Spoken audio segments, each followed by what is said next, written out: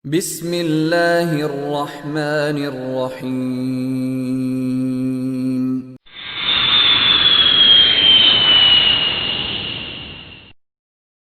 Baik jamaah yang dimuliakan Allah, kita jawab pertanyaan pertama dari Pak Muhammad Mawardi.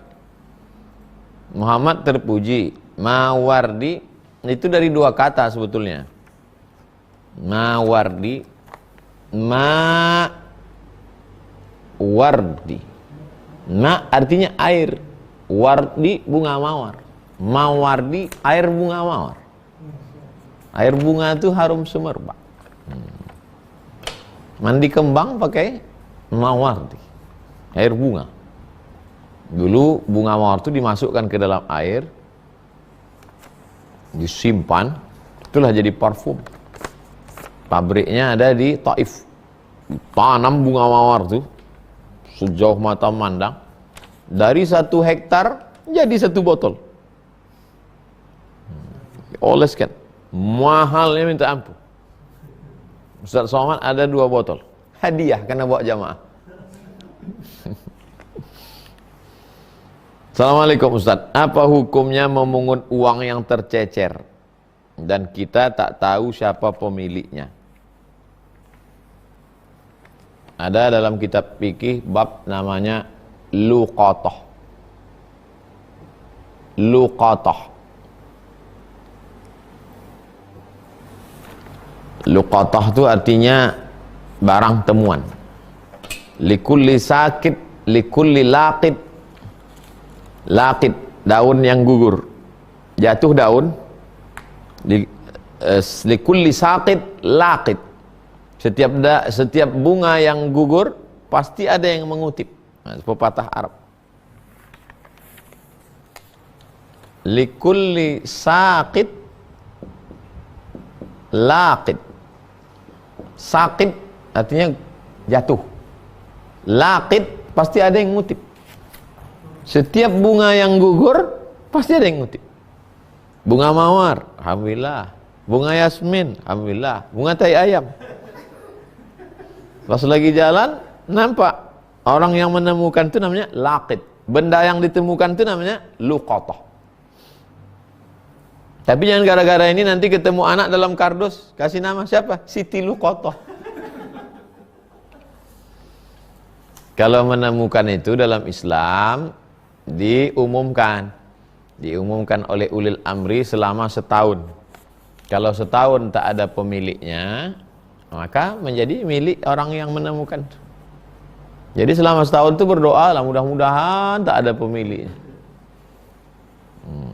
Ustadz pernah menemukan, sampai sekarang belum. Kalau dulu ada jamaah umroh, habis melontar jumroh, jamaah haji tahun 2000 saya haji dari Mesir. Habis melontar jumroh, dia melihat duit 2000, duit segepok gini, dolar. Tadi Pak Ustadz pulang melontar jumroh dapat saya. Enggak Bapak ambil? Enggak. Terus kenapa? Takut saya ini tanah suci, nanti saya ambil hilang pula duit saya yang di Indonesia. Oh, jujur. Insya Allah. Di Indonesia lebih hebat lagi. Ketemu duit 500 juta. Dikembalikannya. Bangga kita jadi. Di zaman Covid, zaman sulit, bisa nemu duit 500 juta, dikembalikan.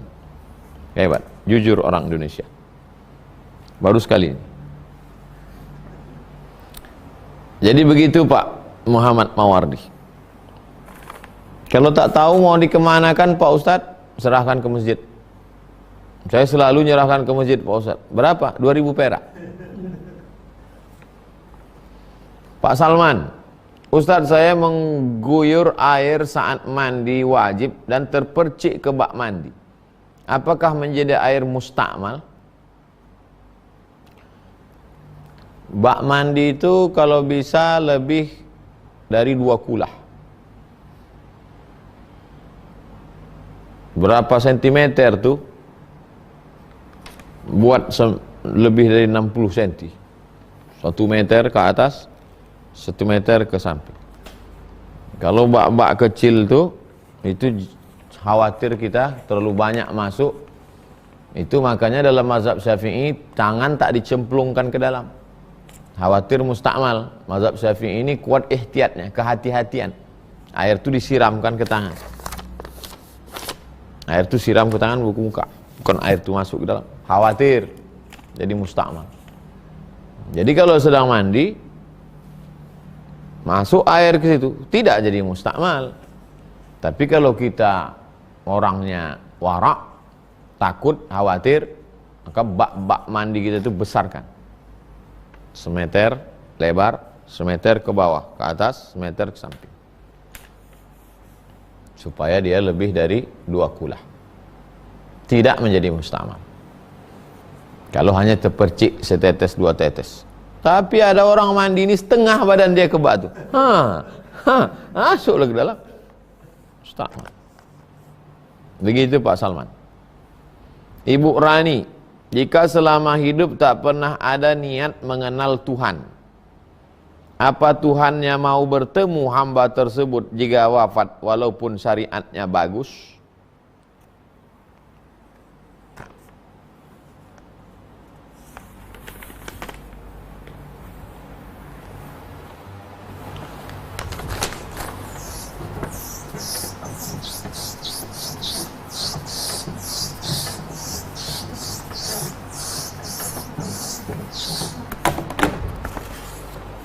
Islam, nama agama kita, waraditu lakumul Islam. Yang pertama akidah. Apa itu? Mengenal Allah. Yang kedua syariah, halal haram, salat, zakat, puasa, haji. Yang ketiga akhlak. Akidah ini disusun oleh Imam As-Sanusi, disyarah oleh Imam Ad-Dasuqi dalam mazhab Abul Hasan Al-Ash'ari. Wujud, qidam, baqa, mukhalafatu lil hawadis, qiyamuhu binafsihi, wahdaniyah, qudrat, iradat, ilmun, hayat, sama, basar, kalam. Referensinya Pak Ustadz, bahasa Indonesia Pak Ustadz, 50 sifat. Karena dia ditambah nanti tentang nabi, malaikat, surga, neraka. Kiai Haji Idrus Ramli. Yang bahasa Arab paling mendasar kali Pak Ustadz, Jala'ul Afham. Syarah Aqidatul Awam. Syarah Aqidatul Awam. Siapa tu Pak Ustadz? Sayyid Muhammad Alawi Al-Maliki. Ustadz dulu di Sanawiyah Al-Husunul Hamidiyah. Di Aliyah Ad-Dasuqi ala Ummil Barahin. Waktu di Al-Azhar Mesir, Tauhid. Baru kitabnya disusun oleh ulama Azhar. Pembahasannya ini juga wujud, qidam, baqa, mukhalafatul, qiyamu binafsi, wadaniyah, kudrat, ilmun, hayat, sama, basar, kalam. Doakan insyaallah ustadz-ustadz alumni Azhar yang ada di Mesir beberapa kumpul akan merumuskan ini keluar, nanti jadi bahan untuk mengajar. Mudah-mudahan jadi kitab insyaallah. Amin ya rabbal alamin. Jadi tak usah terlalu berat-berat kali.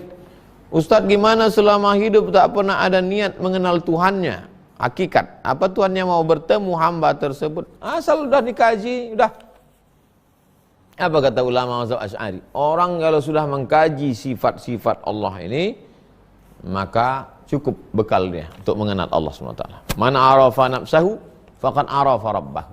Siapa yang mengenal dirinya, maka kenallah dia Rabbnya. Apa kata Imam Sakhawi? Siapa yang mengenal dirinya miskin tak punya apa-apa, kenal dia adalah Rabb yang maha kaya. Siapa yang kenal dirinya yang lemah tak ada kuasa, kenallah dia Allah yang maha kaya, maha kuasa. Cukup. Tak usah terlalu mau mencari Tuhan sampai ke planet Mars, tak usah. Cukup. 4. Ibu Zakiyah Zaki. Ustadz, saya sering gunakan wifi kantor untuk dengar pengajian. Apa hukumnya Pak Ustadz? Kalau kita tinggal di hotel, check in jam 12 siang, check out 12 siang besok, kita dikasih password wifi. Berarti selama 24 jam itu sudah sepaket dengan kamar dan semuanya.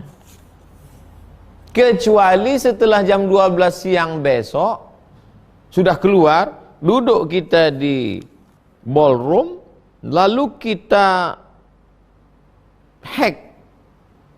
Pandai dia ngehack, dijebolnya itu, dapatnya password. Nah, itu baru kita mencuri.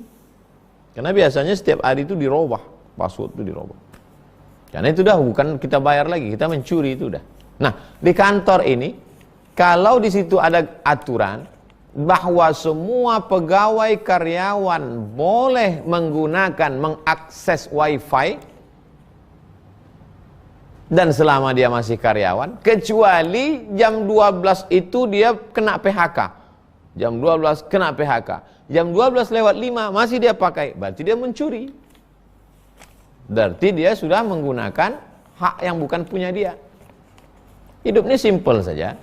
Jangan zalimi, jangan pakai punya orang. Jangan sakiti orang.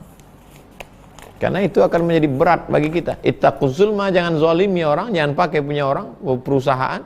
Karena perusahaan itu kan beberapa orang yang berkoalisi untuk membuat sebuah usaha. Maka disebut dia syirkah. Syarikah itu artinya berkongsi.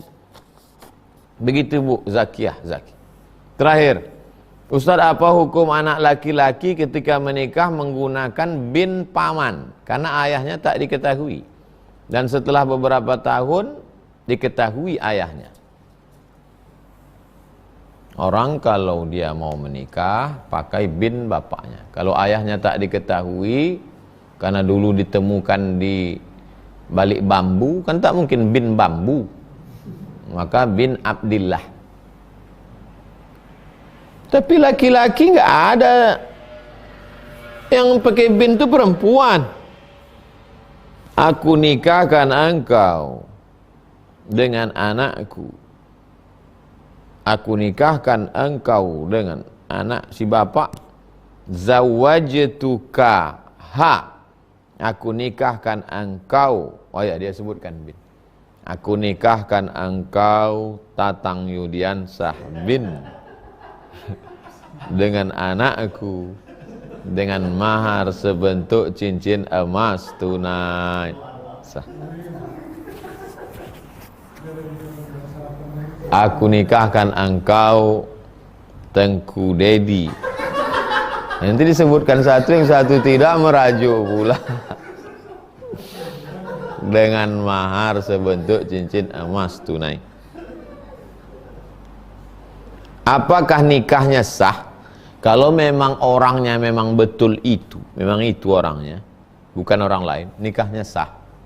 Hanya saja perbuatannya itu, perbuatannya pakai nama itu perbuatannya itu bohong, dusta, berdosa. Tapi nikahnya tetap sah.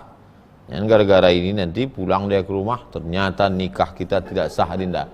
Jadi gimana bang? Abang mau nikah lagi sama yang lain. Nah, nikahnya tetap sah. Perbuatan dosa itu gimana? Taubatlah, istighfar. Ini tentang masalah bin dan binti tadi.